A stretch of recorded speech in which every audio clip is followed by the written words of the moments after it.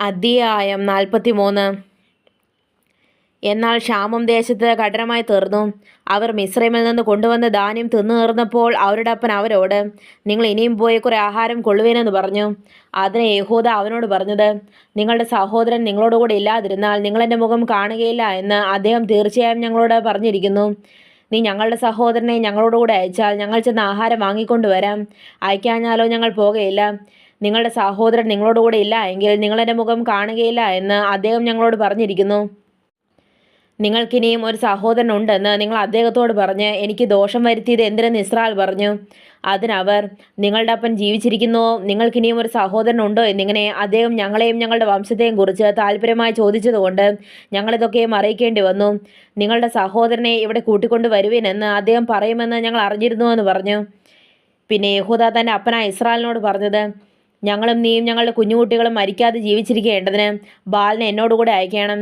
എന്നാൽ ഞങ്ങൾ പോകാം. ഞാൻ അവന് വേണ്ടി ഉത്തരവാദിയായിരിക്കാം. നീ അവനെ എൻ്റെ കയ്യിൽ നിന്ന് ചോദിക്കണം. ഞാൻ അവനെ നിൻ്റെ അടുക്കൽ കൊണ്ടുവന്ന് അവനെ നിൻ്റെ മുമ്പിൽ നിർത്തുന്നില്ലെങ്കിൽ ഞാൻ സദാകാലം നിനക്ക് കുറ്റക്കാരനായി കൊള്ളാം. ഞങ്ങൾ താമസിച്ചിരുന്നില്ലെങ്കിൽ ഇപ്പോൾ 2 പ്രാവശ്യം പോയി വരുമായിരുന്നു. അപ്പോൾ അവരുടെ അപ്പനായ ഇസ്രായേൽ അവരോട് പറഞ്ഞത്, അങ്ങനെയെങ്കിൽ ഇത് ചെയ്യുവേൻ.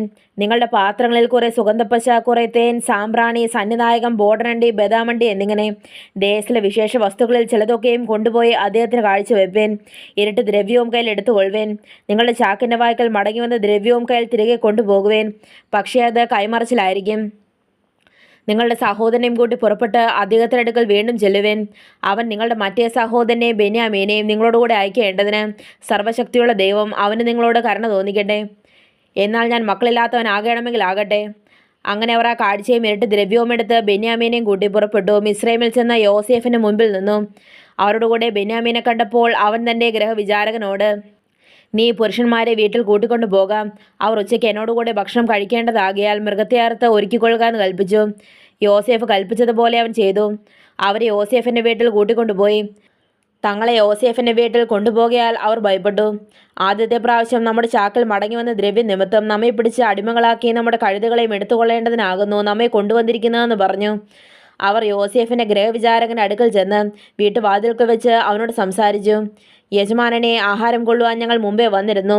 ഞങ്ങൾ വഴിയമ്പലത്തിൽ ചെന്ന് ചാക്കഴിച്ചപ്പോൾ ഓരോരുത്തരുടെ ദ്രവ്യം മുഴുവനും അവനവൻ്റെ ചാക്കിൻ്റെ വായ്ക്കൽ ഉണ്ടായിരുന്നു.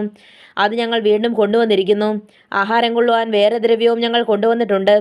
ദ്രവ്യം ഞങ്ങളുടെ ചാക്കിൽ വെച്ചത് ആരെന്ന് ഞങ്ങൾക്ക് അറിഞ്ഞുകൂടാ എന്ന് പറഞ്ഞു. അതിനവൻ, നിങ്ങൾക്ക് സമാധാനം, നിങ്ങൾ ഭയപ്പെടേണ്ട.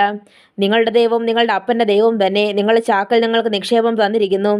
നിങ്ങളുടെ ദ്രവ്യം എനിക്ക് കിട്ടിയെന്ന് പറഞ്ഞ് ശിമയോനെയും അവരുടെ അടുക്കൽ പുറത്തു കൊണ്ടുവന്നു. പിന്നെ അവൻ അവരെ യോസേഫിൻ്റെ വീട്ടിനകത്ത് കൊണ്ടുപോയി അവർക്ക് വെള്ളം കൊടുത്തു. അവർ കാലുകളെ കഴുകി. അവരുടെ കഴുതകൾക്ക് അവൻ തീൻ കൊടുത്തു. ഉച്ചയ്ക്ക് യോസേഫ് വരുമ്പോഴേക്ക് അവർ കാഴ്ചയൊരുക്കി വെച്ചു. തങ്ങൾക്ക് ഭക്ഷണം അവിടെയെന്ന് അവർ കേട്ടിരുന്നു. യോസേഫ് വീട്ടിൽ വന്നപ്പോൾ അവർ കൈവശമുള്ള കാഴ്ച അകത്ത് കൊണ്ടുവന്ന് അവൻ്റെ മുൻപാകെ വെച്ച് അവനെ സാഷ്ടാംഗം നമസ്കരിച്ചു. അവൻ അവരോട് കുശലപ്രശ്നം ചെയ്തു. നിങ്ങൾ പറഞ്ഞ വൃദ്ധൻ, നിങ്ങളുടെ അപ്പൻ സൗഖ്യമായിരിക്കുന്നു, അവൻ ജീവനോടിരിക്കുന്നുവോ എന്ന് ചോദിച്ചു. അതിനവർ, ഞങ്ങളുടെ അപ്പനായ നിൻ്റെ അടിയാന സുഖം തന്നെ, അവൻ ജീവനോടിരിക്കുന്നുവെന്ന് ഉത്തരം പറഞ്ഞു കുനിഞ്ഞു നമസ്കരിച്ചു. പിന്നെ അവൻ തലയുയർത്തി തൻ്റെ അമ്മയുടെ മകനും തൻ്റെ അനുജനുമായ ബെന്യാമീനെ കണ്ടു.